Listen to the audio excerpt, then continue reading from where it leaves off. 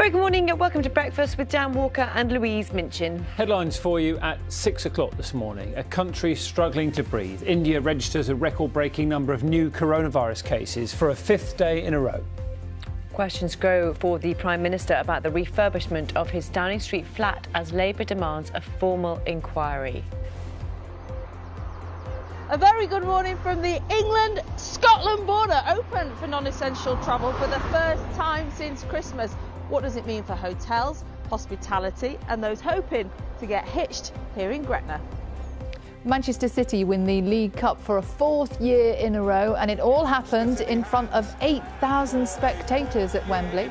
The sport gradually welcomes the fans back. It was a good night for the Brits at the Oscars as Sir Anthony Hopkins and Daniel Kaluuya take home big prizes. We've got to celebrate life, man. We're breathing, we're walking. It's incredible. It's incredible. Like, it's incredible. My mum met my dad. They had sex. It's amazing. Like, do you know what I'm saying? I'm here. But Nomadland scoops Best Picture, Best Director and Best Actress for Frances McDormand. Good morning. The weather this week's turning more unsettled, with eventually all of us seeing some rain. Today, the rain's in the northern half of the country, drier and brighter in the southern half. I'll have all the details in about 10 minutes or so.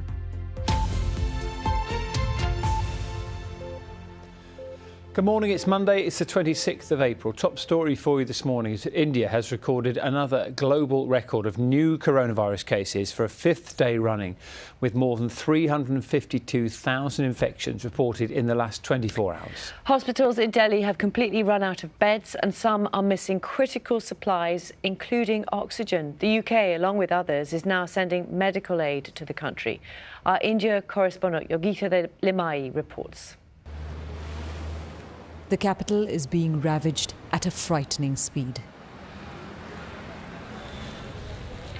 With every pyre that burns, India's self-belief is dying. Each funeral is a story of personal loss and national shame. Charanjeev Malhotra has been helping to cremate the dead for decades. Now, he barely ever stops working. I've never seen such a terrifying situation. I can't believe that we're in the capital of India. People aren't getting oxygen and they're dying like animals, he says. We don't even have enough resources to cremate them properly. Outside, Shivangi Mehra is on the phone organising oxygen for the hospital she works in. Nothing is being done. I don't know government is sleeping or what they are doing. I am totally disheartened in the situation which I am seeing.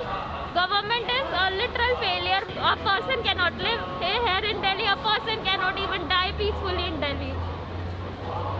She's waiting to cremate her grandfather, who died, she says, because there wasn't enough oxygen. This small hospital in North Delhi is facing a daily struggle. Ma'am, we have been spending sleepless nights since last 1 week. I mean, at times we feel like crying because we are not able to help patient properly. Every day this is the same scenario. We are left only with 2 hours of oxygen, 3 hours of death, and we are only getting assurance from the system, no oxygen. And so, families are being told to organize oxygen. At one medical shop, we found people with empty cylinders waiting to buy their own supply for loved ones who urgently need it. For many here, the government's promises of rushing in oxygen are coming too late. Families left asking why something so basic is unavailable. Every crematorium we've been to, we've seen body after body being brought in. It's hard for anyone to keep count, but what workers have been telling me is that the real scale of deaths caused by COVID-19 in India is a lot higher than what official numbers reflect. And a lot of those who've died right now have done so because they couldn't get oxygen in time. Jitender Singh Shanti runs a group of volunteers here. Even young people are dying. It's a very bad situation. If it keeps getting worse, we'll have to burn bodies by the side of the road, he says. There is a sense of abandonment in this country. Citizens are stepping up to do what a government should, left to fight a vicious pandemic on their own. Yogita Lamai, BBC News, Delhi. The UK's most senior civil servant will be questioned by MPs later on lobbying rules. Simon Case is also expected to be asked about allegations of impropriety made against the Prime Minister by his former adviser, Dominic Cummings. Meanwhile, Labour has written to the Electoral Commission to demand a formal inquiry into the funding of refurbishments to Boris Johnson's Downing Street flat. Our political correspondent in Watson has this report. When Dominic Cummings left Downing Street last year, some in government worried about what secrets might emerge from that box. He's now claimed that Boris Johnson planned to ask Conservative donors to pay for the refurbishment of the Downing Street flat, and that this was unethical. Labour plans to keep up the pressure on Number 10. Their lawyers have written to the party political watchdog, the Electoral Commission. They say, following Dominic Cummings' claims, it's now incontrovertibly in the public interest that the Electoral Commission commence a formal investigation. The Commission says it's still gathering information. And Downing Street says electoral laws haven't been broken and no codes of conduct have been breached. Labour is seeking to broaden their attack by demanding the publication of all contacts and links between ministers and firms given government contracts during the COVID crisis. The government said that while contracts had been awarded at speed, due diligence was carried out and ministers had no role in awarding them. And today a committee of MPs will question the country's top civil servant about another of Dominic Cummings' allegations. Simon Case was due to talk about lobbying rules, but will now also be asked about the claim that the Prime Minister considered halting a leak inquiry in case it put a friend of his fiancée, Carrie Simons, in the frame. Downing Street has said that this is absolutely false. And now that he's out of Downing Street, Dominic Cummings seems keen for others to join him. Ian Watson, BBC News. Around 500,000 44-year-olds in England will be invited to book their first dose of a coronavirus vaccine from today. 40 to 43-year-olds are expected to follow later this week. It comes as a new TV ad campaign is being launched to encourage all under 50s across the UK to say yes when they are offered a shot. It's important to remember that younger people are still at risk of getting COVID. They're still at risk of severe disease. And of course, we know there are other side effects such as long COVID that can be a consequence of this virus. So it's really crucial that everybody is vaccinated. When you get your text, make your booking, come forward, get the jab, protect yourself, protect others. Now, Scotland will see the biggest easing of restrictions today since it went into nationwide lockdown more than 4 months ago. Shops, bars and restaurants are reopening and people can travel across the border for non-essential travel. Our Scotland correspondent, Alexandra Mackenzie, is at a pub outside Glasgow for us this morning.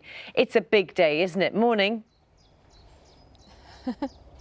Good morning. Yes, it is a very big day. There's quite a lot happening in Scotland today.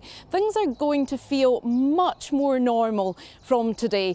Hospitality, like here, is going to open up and there will be some restrictions, but Scotland is the only place in the UK where you're going to be able to have a meal inside, but you can't have alcohol inside, and closing will be early at 8 p.m. But if you want to have a drink or have a drink with your meal, you can come to a beer garden like this one. There will be 1 metre social distancing. You can see the tables are quite spread out here, and everyone will have to give their contact details, and there's a new app that you can download onto your phone. It's called Check-in Scotland, and you can meet in slightly larger groups from today. If you're outside, like here in the beer garden, you can meet with up to 6 people, and that's with up to 6 different households.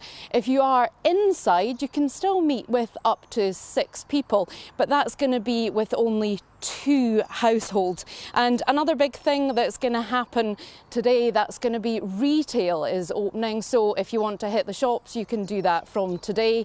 Also, if you want to go to the gym, you can do that from today. And you can also go to the beauty parlour as well if you're needing anything done. So a lot of things happening from today here in Scotland. Going to be with us throughout the morning. Alexandra, thank you very much. And hospitality venues in Wales can start serving people outside from this morning as well. Organised outdoor activities will also be allowed for up to 30 people. as well as outdoor wedding receptions for the same number. The former chief executive of the Post Office has said she is truly sorry for the suffering caused to sub-postmasters who were wrongly convicted of criminal offences. Reverend Paula Venables issued the apology as she announced she would be stepping back from her public roles as well as her regular church duties in the wake of the scandal. On Friday, judges quashed the convictions of 39 former sub-postmasters who, due to an IT flaw, had wrongfully been found guilty of theft and fraud. 10 fire engines are dealing with a huge blaze on Marsden Moor near Huddersfield in West Yorkshire. The flames cover an area equivalent to 5 football pitches. 2 specialist wildfire units have also been sent to the scene there. This comes about 2 years to the day since the devastating fire destroyed over 700 hectares of land in the same area.